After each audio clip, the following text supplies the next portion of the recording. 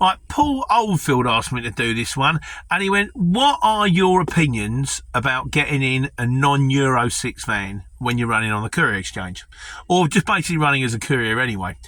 And I've got to be honest with you, I have mixed opinions.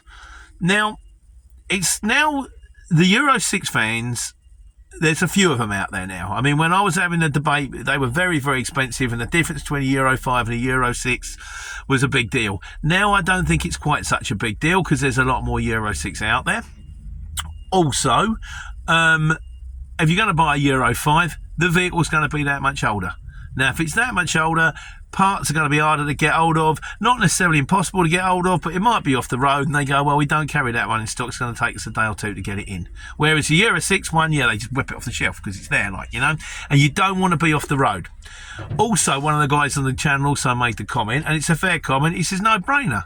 He says, if you do the Euro 6, every time you go into zone, and zones are everywhere now. You're in London, you're in Bath, you're in Bristol.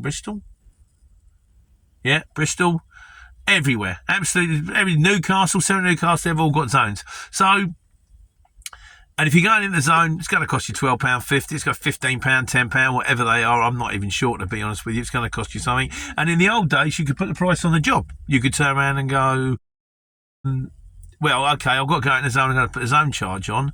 But now, everyone's in the Euro 6 is kind of like, really? Well, they've got a lot more quotes on here that haven't taken that into account. So really, on the face of it, that's it. There is one other thing I would say. I'd say on the whole, you want to get yourself a Euro 6. But just because you can go into the zone doesn't mean you should go into the zone. It's the Jurassic Park principle of courier driving. Just see if my load's ready. Clearly not. Because there's a reason why these are zones. Because they're congested area, they're congestion zones. So if you go into the centre of London, or if you go into Birmingham, or you go into any of these places, because I'm now in a Euro 6, I'm in the Euro 6 truck, and I go into these places because I can. And I go, oh, I'll take that job, it's close, you know, that's fine. And then I drive around and I think, I remember why I didn't come in here now. Because it's just taken me an hour and a half to go four miles, and then I've had to park on a loading bay, which is actually only working between, it's 6 o'clock in the morning, and the bay is only available from 10 till 4 in the afternoon, and even then only for 20 minutes, which is not enough time to get a load off. And then there's tickets, and then there's cameras, and then there's box junctions, and then there's, and then you come out and you go, I've just done this job and it's cost me 40 quid.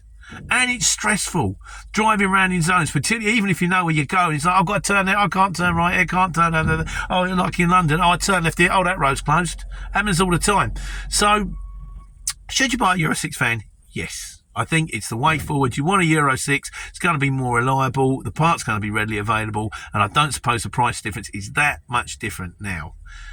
But just because you've got the Euro 6, don't think, right, I've got the Euro 6, I'm going to head straight toward them zones, because that might not be the answer.